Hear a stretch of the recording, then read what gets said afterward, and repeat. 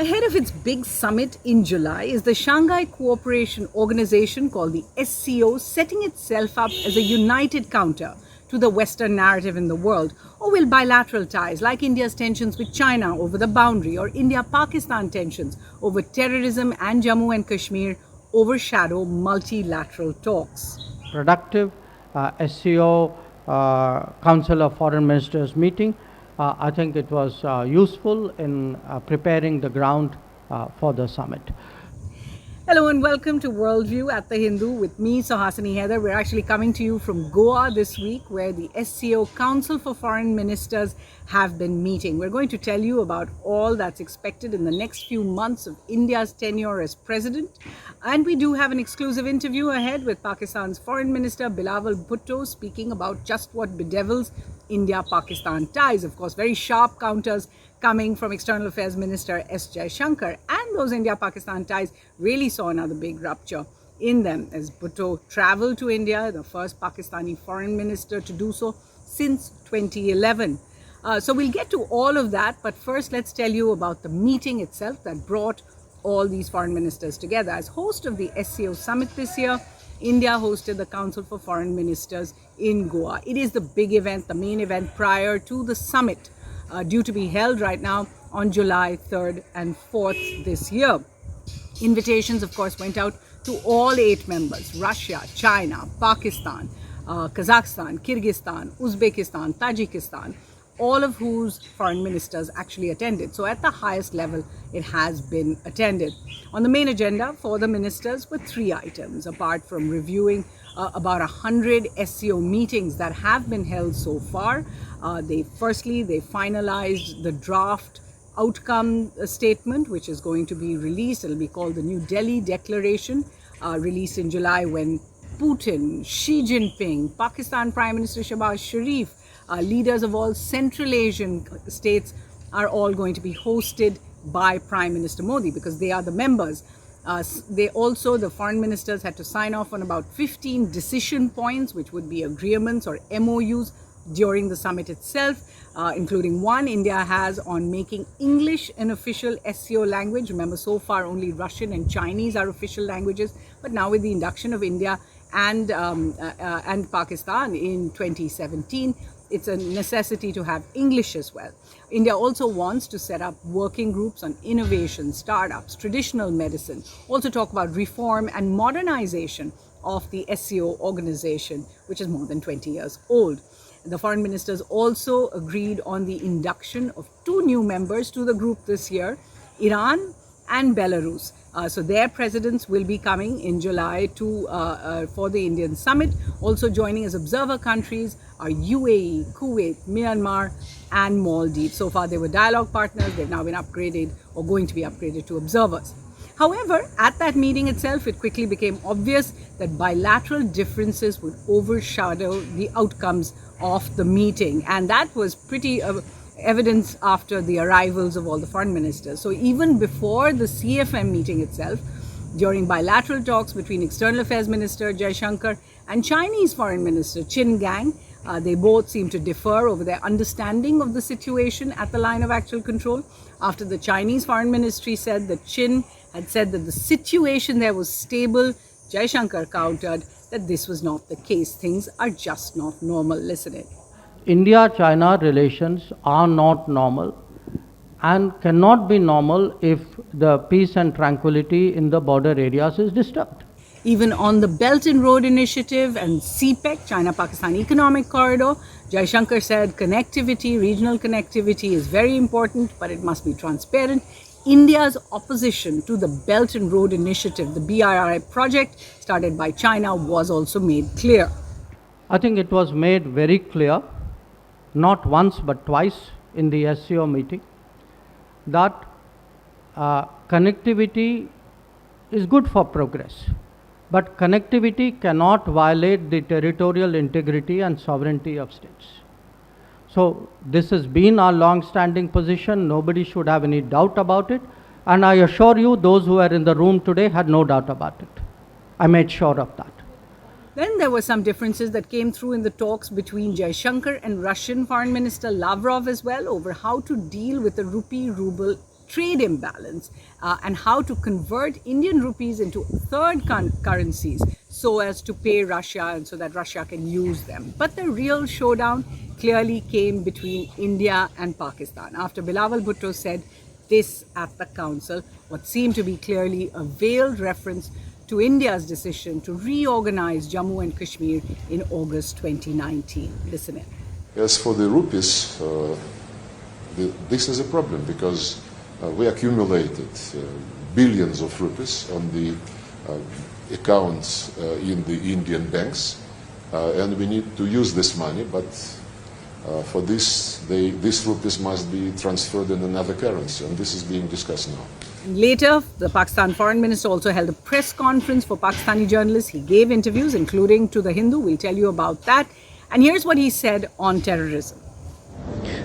वो अगस्त 5 2019 का जो यूनिलैटरल इलीगल एक्शंस थे भारत के, जिससे उन्होंने ना सिर्फ इंटरनेशनल लॉ को वायलेट किया, जिनसे इन्होंने ना सिर्फ यूनाइटेड नेशन सिक्योरिटी काउंसिल के रेजोल्यूशंस को वायलेट किया, मगर हमारा बायलैटरल अरेंजमेंट्स को भी वायलेट किया by taking these unilateral steps. So if those comments set it up, in response, there was a press conference by a visibly angry Mr. Jaishankar. And here is all that he said, the counters to everything that he felt the Pakistani foreign minister had overstepped on, whether it was Kashmir, Article 370, terrorism, being victims of terrorism, and how to deal with the problem. Listen in. As a promoter, justifier, and I'm sorry to say spokesperson of a terrorism industry, which is the mainstay of Pakistan, his positions were called out and they were countered, including at the SCO meeting itself. The terrorism matter, I mean, I would say Pakistan's credibility is depleting even faster than its forex reserves. A country which does terrorism cannot talk about peace in the same breath. There is only one issue to discuss on Kashmir, which is when does Pakistan vacate its illegal occupation of Pakistan occupied Kashmir. Wake up and smell the coffee. 370 is history. Now, you can read the entire interview that Bilawal Bhutto gave to The Hindu online, www.thehindu.com, where he spoke about why the August 5th decisions by India had what he called slammed the door shut on talks. Remember, in the past, Pakistan has always rejected Article 370 by itself, and that was a question that I had posed to the minister. We also spoke about why it was so difficult for Pakistan to bring terrorists like Hafiz Saeed and Masood Azhar to justice. Even those in Pakistan who have long advocated for peace, have long advocated for engagement with India, have long advocated for normalization of relations with India. You know my mother's advocacy and position and efforts on this issue throughout her life. That is exactly what we grew up believing. But even for people like us, who within the Pakistani context have passionately, against the political headwinds, fought for this cause, the actions of August 5th have made it incredibly difficult. I see you saying that again and again, yet Pakistan is isolated in that. No other part of the international community is using August 5th as a reason not to engage with India. No United Nations, no OIC is making that statement. You don't see the OIC statements after statements and resolutions after resolution and condemnation after condemnation on that issue. I can't speak for other people's foreign policy or how they decide to react to violations of international law and UN Security Council resolutions, but I can articulate Pakistan's position. I do believe, given the events in Ukraine, there's a newfound appreciation for United Nations Security Council resolutions and international law, particularly in the West. So given all the troubles that India clearly is having in hosting the SCO, the question remains, why is India even part of the SCO? Why is it a part of an organization that was founded in 2001 by Russia, China, Central Asian states?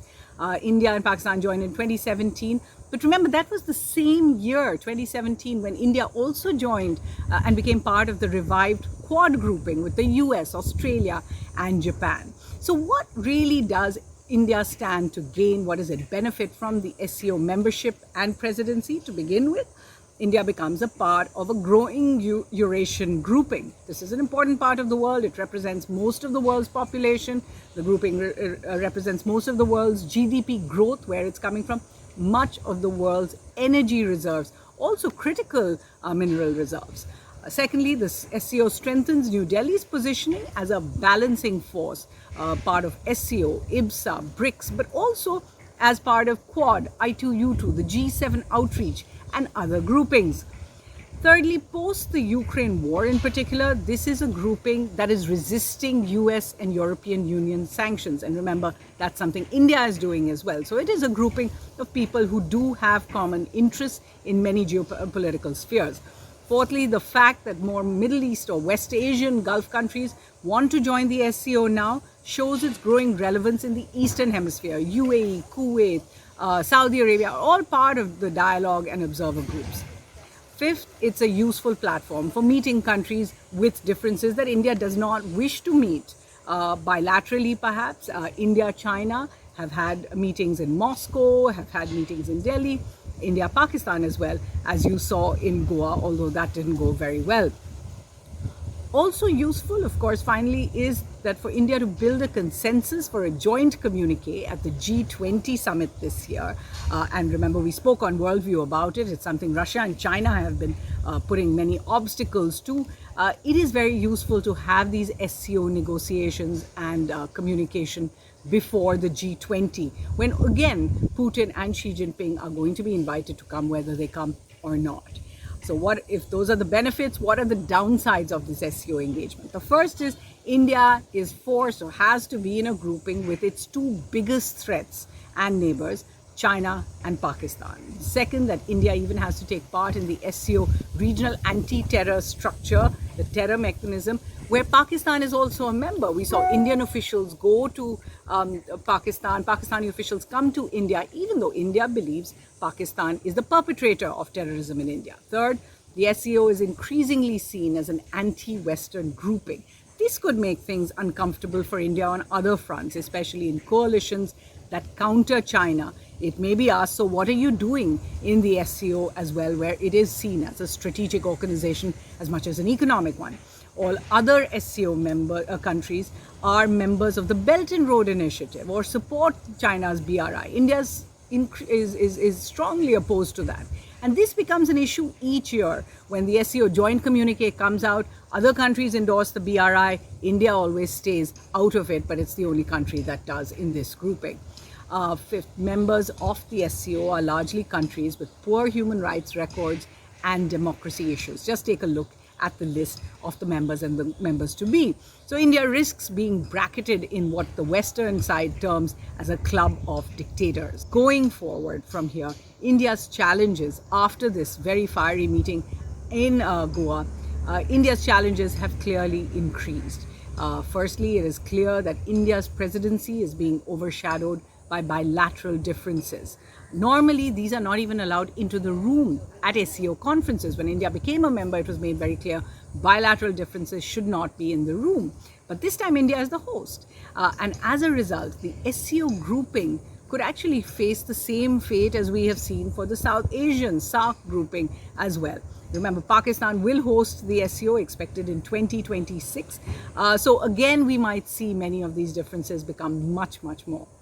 Third, as the Russian war in Ukraine progresses, there will be greater pressure on India not to host Russian President Putin in July. So going forward, this is a big challenge, particularly after he was named an offender by the ICC. India is not a party to that, but even so, not one of the countries, remember, inside the SCO, including India, has actually criticized the Russian war. So that is how this grouping is going to be seen, particularly as India inducts, or the Indian presidency inducts, Iran and Belarus, also Myanmar as an observer. Obviously, the SCO will begin to seem more and more like an anti-Western outfit. SCO is also, as of this year, taking a much more economic role, discussing national payments, currency payments, and all the rest. global polarization is going to become much more acute economically, and all the major sanctioned countries in the world, sanctioned by the US and EU, that is, unilateral sanctions, are in the SCO. Then there is going to be finally the subject of Prime Minister Narendra Modi's own travel in the next few months, which could pose a challenge, which could also show India as that balancing force. Take a look at some of those, and we did discuss them in a previous episode. First, he goes to Japan for the G7 outreach on May 19th, then to Papua New Guinea for a Pacific Island outreach, but it's a visit that coincides with US President Biden on May 21st, and they're likely to meet there. Then to Sydney for the Quad Summit, Australia, Japan, and the US on May 24th. Then to Washington for a state visit on June 21st, and then to Paris, which will be probably just after the SCO summit on July 14th for the French National Day, Bastille Day parade. So that when Prime Minister Modi is expected to welcome President Putin and President Xi to Delhi, or host them if he has to virtually in July, it could make for some awkward moments, and that's not even counting the India-Pakistan equation. So what's Worldview's take on this? The fact is that India's decision to be part of the SCO was clearly an extension of its traditional policy of non-alignment, multi-alignment, and strategic autonomy. To this, New Delhi must also add another very old and very traditional policy that it must be a good host at all times. To complete its presidential tenure successfully, the government, particularly Prime Minister Modi and External Affairs Minister Jaishankar, will need to put aside bilateral differences, political concerns with members for the moment, if they hope to forge a consensus at the SCO and other events that India is hosting this year. So I will come back with reading recommendations for you next week, not this week. That's all we have time for here on this edition of Worldview. Do join us again, and please remember to subscribe to the Hindu's YouTube channel. Access Worldview at www.thehindu.com, and do subscribe there as well. From the team and from me here in Goa at the SCO Council for Foreign Ministers meeting, thanks for watching.